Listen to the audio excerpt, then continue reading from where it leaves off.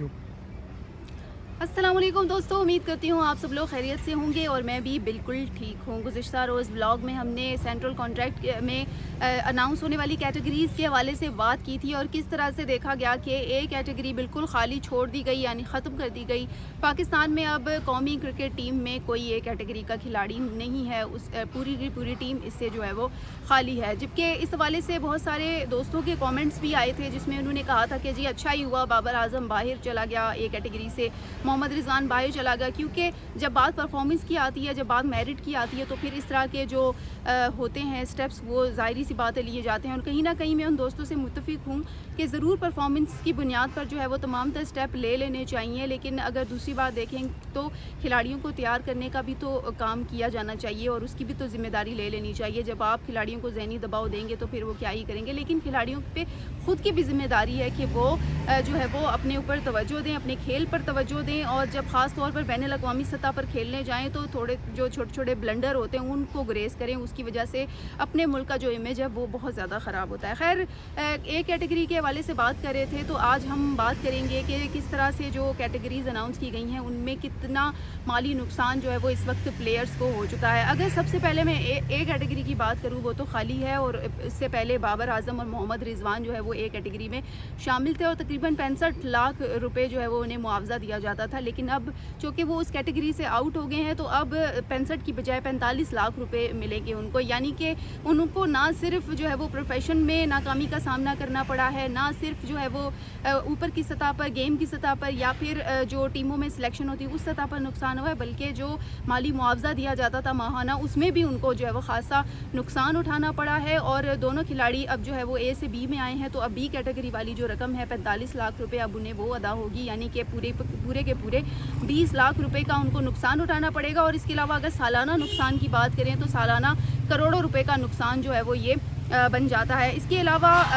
हम आज आपको बताएंगे कि बी कैटेगरी का टोटल मुआवजा जो है वो कितना है। सी डी कैटेगरी के जो मुआवजे हैं उनको तो बढ़ा दिया गया है, लेकिन ए से बी कैटेगरी में आने वाले खिलाड़ियों को अच्छा खासा जो है वो नुकसान उठाना पड़ा है। और पीसीबी के मुताबिक सी कैटेगरी में कौमी क्रिकेटर को अब 20 लाख की बजाय 25 लाख रुपए माहाना मिलेंगे, जबकि डी कैटेगरी में कौमी क्रिकेटर को अब 12 लाख की बजाय 15 लाख दिए जाएंगे। बी कैटेगरी के खिलाड़ी के मुआवजे में इस वक्त कोई इजाफा नहीं किया गया, यानी पहले भी वो 45 लाख रुपए ही लेते थे और अब भी जो है वो उनको 45 लाख अदा किए जाएंगे। जबकि अगर ए कैटेगरी में शामिल खिलाड़ियों को की बात करें तो अब उन्हें अब चूँकि उस कैटेगरी में कोई भी नहीं है तो आपकी वो जो रकम है वो कहीं भी नहीं जाएगी, वो उधर की उधर ही रहेगी। जबकि इस बार कोई भी नहीं है, ना बाबर आजम है और ना ही मोहम्मद रिजवान है। एक कैटेगरी में तो अच्छा खासा नुकसान जो है वो उनको उठाना पड़ा है। मतलब अब खिलाड़ियों को जो है वो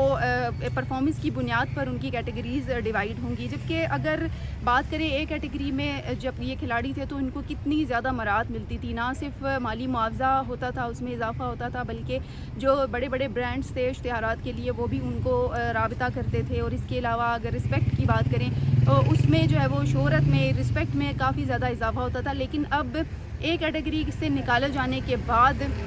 उनको शोहरत में भी जो है वो कमी आई है और जो जितने भी ब्रांड्स हैं अब उन्हें ज़ाहिरी सी बात है वो ए कैटेगरी के खिलाड़ियों को प्रेफर करते हैं कि ये आएँ और हमारे इश्तिहार में आए ताकि ऑडियंस जो है वो कैप्चर हो। लेकिन अब ए कैटेगरी में तो खिलाड़ी हैं ही नहीं, तो इसीलिए बाबर आजम और मोहम्मद रिजवान को यहाँ पर इस तरह का भी जो है वो लॉस उठाना पड़ रहा है। जबकि अब इस चीज़ का मतलब ये भी समझा जाने लगा है कि जो बोर्ड है, बोर्ड की नज़र में अब कोई भी सुपरस्टार नहीं है जिसको जो है वो ए कैटेगरी में रखा जाए या फिर कोई भी आंखों का तारा जिसे कहेंगे नहीं है जिसको जो है वो प्रेफर किया जाए कि जी आप ए कैटेगरी में स्टे करें, यानी कि ये बहुत बड़ा लॉस है खिलाड़ियों के लिए। और अगर वो समझें इस बात को, अगर बाबर आजम की बात करें, कल उनकी एयरपोर्ट पे कुछ जो है वो हमने फुटेजेस भी देखी वो आए, लेकिन इस हवाले से उन्होंने किसी किस्म की जो बातचीत थी वो नहीं की, ना ट्वीट की, ना इस हवाले से कोई उन्होंने मौक़िफ़ किया, बल्कि हमेशा की तरह उन्होंने खामोशी अख्तियार जो है वो की है। लेकिन ज़्यादा सैलरी, मराहत और सालाना करोड़ों का जो नुकसान है वो अब बाबर आजम को भी उठाना पड़ेगा, मोहम्मद रिजवान को भी उठाना पड़ेगा, क्योंकि अगर 2024 तक की बात करें तो आखिरी दफ़ा शायद उसमें कोई परफॉर्मेंस नज़र आ गई हो, लेकिन मौजूदा अगर बात करें तो جو جتنے بڑے ایونٹ تھے، بلکہ زیادہ دور نہیں جاتے، ریسنٹلی ون ڈے سیریز ہم نے کھیلی ہے، تو اس میں جب بابر اعظم کی میں نے گیند دیکھی تھی، جس کے بعد میں نے بلکہ ٹی وی ہی بند کر دیا تھا، تو وہ پہلی گیند پر جو ہے وہ آؤٹ ہو گئے تھے، تو جس کی وجہ سے کافی جو ہمارے شائقین کرکٹ ہیں وہ بڑے مایوس ہوئے، کیونکہ انہیں امید تھی، اس سے پہلے کافی امیج ان کا ڈاؤن ہوا تھا، تو اس سے یہ کہا جا رہا تھا کہ جی ویسٹ انڈیز کے ساتھ ہو سکتا ہے کچھ امپرومنٹ آئے، اور ویسٹ انڈیز کے ساتھ جو ہونے والے میچز تھے یہ بیسیکلی ٹرائی نیشن سیریز اور ایشیا کپ کی تیاری تھی، تو اس میں چونکہ ان کی پرفارمنس لیک کر گئی، اور اسی کے بعد ہی سینٹرل کانٹریکٹ میں گزشتہ روز جو اعلانات ہوئے تو اس میں پھر یہ تمام چیزیں جو ہے وہ سامنے آئی ہیں۔ اب ان کی مارکیٹ ویلیو بھی متاثر ہوئی ہے، مالی نقصان بھی ہوا ہے، شہرت میں بھی کمی ہوئی ہے، اور سب سے بڑی بات جو پیشن ہے، ظاہری سی بات ہے جس کا جو پیشن ہوتا ہے وہ کبھی بھی اس سے جو ہے وہ نہیں چاہتا کہ اس کا پیشن کبھی متاثر ہو یا اس پر کوئی آنچ آئے، کوئی نام اس کا خراب ہو۔ لیکن اب اگر عالمی سطح پر دیکھیں، بلکہ زیادہ دور کیوں جائیں، ہم آپ کے کامنٹ سے ہی اندازہ ہو جاتا ہے کہ اب آپ لوگ نہیں دیکھنا چاہتے دونوں کو گراؤنڈ میں، کیونکہ پرفارمنس نہیں دی ہے۔ بات صرف یہ نہیں ہے، ایک دوست کو کامنٹ آیا تھا کہ